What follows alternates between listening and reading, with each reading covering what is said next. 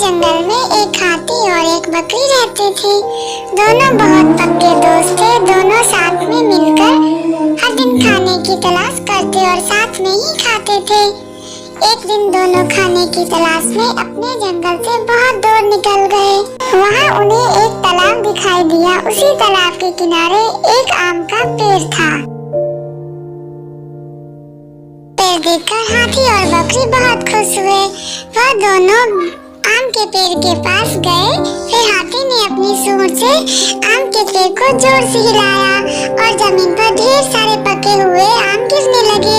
बकरी जल्दी जल्दी गिरे हुए आमों को इकट्ठे करने लगी। संयोगवश उसी आम के पेड़ पर एक चिड़िया का घोंसला भी था, जिसमें चिड़िया का एक बच्चा सो रहा था और चिड़िया दाने की खोज में कहीं हुई थी। आम का पेड़ जोर से हिलाने के कारण चिड़िया का बच्चा घोंसले से बाहर तालाब में गिर पड़ा और डूबने लगा। चिड़िया के बच्चे को डूबता हुआ देखकर उसे बचाने के लिए बकरी तालाब में कूद गई, लेकिन बकरी को तैरना नहीं आता था। इस वजह से वह भी तालाब में डूबने लगी। बकरी को डूबता हुआ देखकर हाथी भी तालाब में कूद गया और उसने चिड़िया के बच्चे और बकरी दोनों को डूबने से बचा लिया।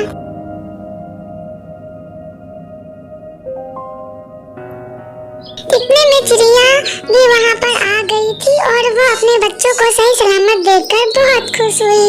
उसने हाथी और बकरी को इसी तालाब और आम के पेड़ के पास रहने के लिए कहा। तब से हाथी और बकरी भी चिड़िया के साथ उस आम के पेड़ के नीचे रहने लगे। कुछ ही दिनों में चिड़िया का बच्चा बड़ा हो गया। चिड़िया अपने बच्चों के साथ जंगल में घूम कर आती थी और हाथी और बकरी को जंगल में किस पेड़ पर फल लगे हैं इसकी जानकारी देती थी। इस तरह हाथी, बकरी और चिड़िया मजे में रहते और खाते पीते थे। बच्चों, हमें इस कहानी से यही सीख मिलती है, हमें किसी का बुरा नहीं करना चाहिए। अगर हमारी गलती से किसी को परेशानी होती है तो उस गलती को सुधारना चाहिए और मनमुटाव दूर करते हुए एक दूसरे की मदद करनी चाहिए। यदि बच्चों आपको यह कहानी अच्छी लगी हो तो चैनल को सब्सक्राइब कर ले, साथ ही बेल आइकन को प्रेस कर ले ताकि आपको नया नोटिफिकेशन मिलता रहे। धन्यवाद बच्चों।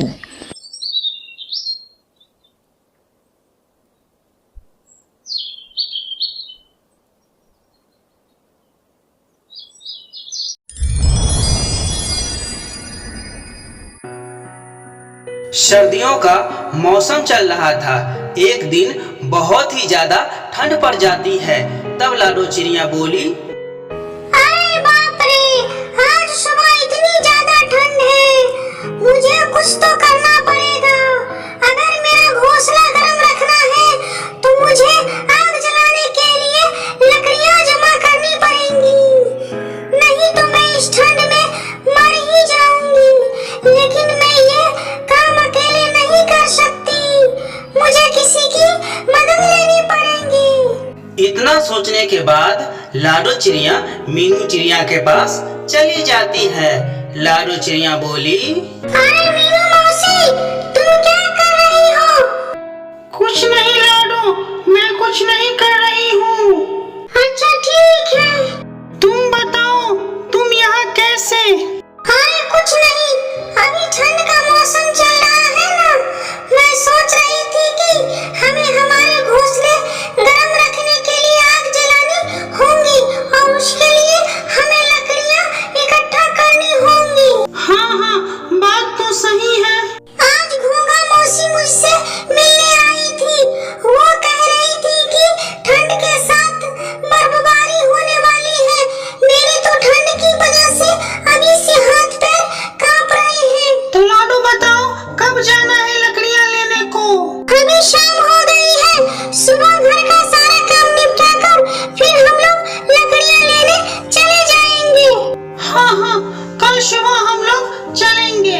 अगले दिन सुबह मीनू और लाडो लकड़ियाँ लेने के लिए निकल पड़ती है। उन्हें उड़ते उड़ते रास्ते में कालू कौवा दिखाई देता है। देख लाडो, ये आलसी कौवा कितनी मजे से धूप सेक रहा है। जाने दो मौसी, हमें क्या करना है, हमें बहुत काम है, हमें चलना चाहिए। नहीं लाडो, ये आलसी कौआ ऐसे मजे में सुबह सुबह धूप सेक रहा है। ये मुझसे नहीं देखा जा रहा है।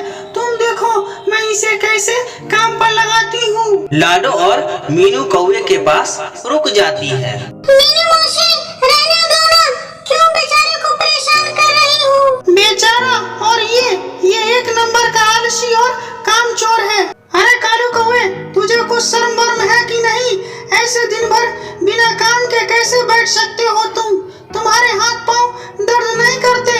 कालू कौवा मीनू मौसी की बात को सुनकर अनसुना कर देता है। अरे तू चुप क्यों है? कुछ तो बोल। क्या आलस की वजह से तुझे सुनाई भी नहीं दे रहा है? क्या मीनू मौसी, मैं तो यहाँ शांति से बैठा हूँ। क्या आपको मेरी वजह से कोई तकलीफ हो रही है? अगर आप चाहे तो मैं यहाँ से उठकर कहीं दूर चला जाता हूँ। अरे आलसी कौवे, मुझे मालूम है तू कितना कामचोर है और वैसे भी तुझे कुछ और आता भी नहीं है और बस दिन भर आराम से सोता रहता है और कब को हिलाते रहता है। नहीं नहीं मीनू मौसी, मैं कामचोर नहीं हूँ। मैं कोई भी काम कर सकता हूँ। अच्छा तो ऐसी बात है तो चल मेरे साथ। मैं और लाडो घोंसला गर्म रखने के लिए लकड़ियाँ जमा करने के लिए जंगल में जा रहे हैं। तू भी चल हमारे साथ। कालू एक भोला कौवा था। वह मीनू मौसी की बातों में आ गया। देख कालू, अभी तू हाँ बोल रहा है, बीच में काम छोड़कर कहीं भाग तो नहीं जाएगा। अगर तूने ऐसा किया तो मैं तुझे ग्रुप से निकाल दूंगी। तो बैठे रहना रात में ठंड में ठिठुरते हुए। अरे नहीं नहीं मौसी, मैं काम छोड़कर बीच में नहीं भागूंगा। ये मीनू मौसी भी ना किसी को भी अपनी बातों में फंसा लेती है और अपना काम करवा लेती है। लाडो, मीनू मौसी और कौवा तीनों जंगल की तरफ निकल पड़ते हैं। थोड़ी दूर जाते ही लाडो को जमीन पर कुछ लकड़ियाँ दिखाई देती है। चलो हम लोग यहाँ से एक एक लकड़ी उठा लेते हैं। तीनों एक एक लकड़ी उठाकर लाडो चिड़िया की घोंसले की तरफ निकल पड़ते हैं। तीनों लाडो चिड़िया के घोंसले के पास आ जाते हैं। तभी मीनू चिड़िया लाडो से कहती है, लाडो, तुम्हारा घोंसला तो बहुत छोटा है। अगर हम यहाँ लकड़ी इकट्ठा करेंगे तो घोंसले में रहने के लिए जगह नहीं रहेगी और फिर हमें आग भी तो जलानी है। हम एक काम करेंगे, मेरा घोंसला बहुत बड़ा है। हम लकड़ियाँ मेरे घोंसले में जमा करते हैं। रात में हम तीनों वहीं पर आग जलाएंगे और आराम से सो जाएंगे। आप सही कह रही हो मीनू मौसी, हम ऐसा ही करेंगे। कालू भैया चलिए, हम मीनू मौसी के घोंसले की तरफ चलते हैं। कालू लाडो की हाँ में हाँ मिलाकर पीछे पीछे चल पड़ता है। तीनों मिलकर लकड़ियाँ मौसी के घोंसले में रख देते हैं। चलो हमें और भी लकड़ियाँ लानी पड़ेगी। ये लकड़ियाँ तो हमें आग जलाने में कम पड़ जाएगी। हमें कुछ और लकड़ियों की जरूरत पड़ेगी। तभी मीनू चिड़िया पाँव में मोच आने की झूठा नाटक करती है। अरे बाप रे, ओए माँ, मर गई रे। शायद मेरे पैर में मोच आ गई है। अब मैं लकड़ियाँ नहीं उठा पाऊंगी। कोई बात नहीं मौसी, आप आराम कीजिए। मैं और कालू भैया जाकर लकड़ियाँ जमा कर देंगे। इतना बोलकर लाडो और कालू वहाँ से लकड़ियाँ लाने के लिए उड़ जाते हैं। दिन भर दोनों लकड़ियाँ जमा कर रहे थे। ऐसा करते करते मीनू मौसी के घर में लकड़ियों का ढेर लग जाता है। अरे वाह, इसे कहते हैं सुकून की जिंदगी। रात में तीनों मिलकर मौसी के घर आग जला लेते हैं और आराम से सो जाते हैं। जब सुबह हो जाती है, कालू कहता है कि कल तो बहुत अच्छी नींद आई मुझे, लेकिन अब मुझे बहुत ज्यादा भूख लग रही है। भूख तो मुझे भी लगी है कालू भैया। देखते हैं मीनू मौसी के घर कुछ खाने के लिए है कि नहीं। अरे मीनू मौसी, हमें बहुत भूख लगी है। आपके पास कुछ खाने को है? हाँ हाँ, मेरे पास थोड़ा अनाज बचा है। आखिर तुमने हमारे लिए इतना सारा काम जो किया है। दोनों थोड़ा थोड़ा अनाज खा लेते हैं। खाना खाने के बाद लाडो कालू से कहती है, चलो कालू भैया, हमें और लकड़ियाँ जमा करनी होगी। तभी मौसी उन दोनों को रोक लेती है और कहती है, लाडो, तुम एक काम करो, तुम लकड़ियों के बजाय अनाज जमा करो। घर में सिर्फ थोड़ा ही अनाज बचा है। अगर मैं अकेली होती तो अनाज बच जाता, लेकिन अब हम 3 लोग हैं, इसलिए हमें और अनाज चाहिए। आप सही कह रही हो मौसी, मैं और कालू भैया अभी निकलते हैं। दोनों अनाज लेने के लिए निकल पड़ते हैं। उधर लाडो और कालू मेहनत कर रहे थे और इधर मतलबी मीनू मौसी मजे से अपने घोंसले के बाहर धूप सेकती हुई बैठी हुई थी। ये सर्दियाँ कितनी अच्छी होती हैं। रात में आग जलाओ और दिन में मस्त धूप सेको। ये दोनों अनाज लेकर वापस आए, तब तक मुझे घर का दरवाजा अंदर से बंद कर लेना चाहिए।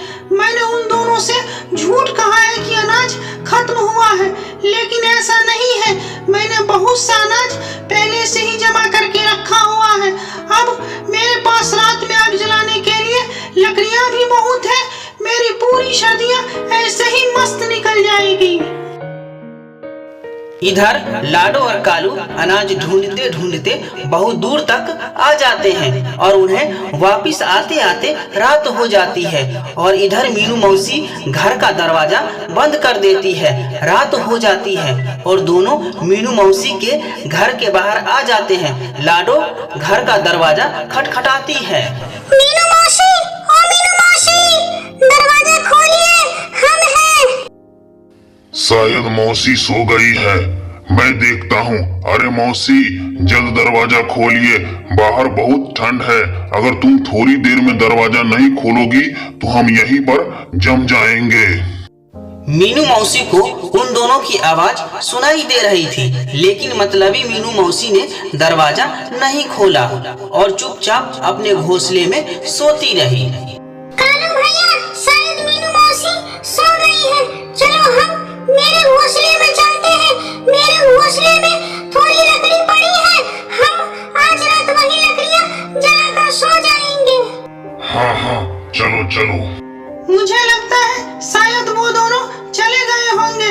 मैं अब अकेली ही आग जला देती हूँ। अरे बाप रे, आज तो बहुत ही ज्यादा ठंड है। मुझे और ज्यादा लकड़ियाँ जलानी पड़ेगी। मेरे पास तो बहुत ज्यादा लकड़ियाँ हैं। मीनू मौसी लकड़ियों के ढेर को भी खींचने लगती है। तभी लकड़ियों का ढेर खिसक कर आग में आ जाता है और वो लकड़ियाँ भी आग पकड़ लेती है। अरे ये क्या हो गया? कोई मुझे बचाओ। लाडो, कालू, कहाँ हो तुम दोनों? अरे कालू भैया, ये तो मौसी की आवाज लग रही है। मुझे लगता है वो मुसीबत में है, हमें जाकर देखना होगा। जैसे ही वे दोनों मौसी के घोंसले के बाहर आते हैं तो देखते हैं कि घोंसले के चारों तरफ आग लगी होती है। कालू हिम्मत और बहादुरी से दरवाजा तोड़ देता है और मौसी को आग से बाहर निकाल देता है। मुझे माफ कर दो, मैं मतलबी हो गई थी। पाँव में मोच आती, ये झूठ कहा था आप दोनों से। इसके सामने मौत चाहिए। सिर में चोट, हाथ दोनों सर, और सारा काम तुम दोनों से करवाया। तुम्हारे आने से पहले ही दरवाजा भी बंद कर दिया, लेकिन मुझे मेरी लालच की सजा मिल गई और मेरा एक पंख भी जल गया। मीनू मौसी को अपनी गलती की सजा मिल चुकी थी। तो दोस्तों, आपको ये कहानी से क्या सीख मिली हमें कमेंट में जरूर बताना।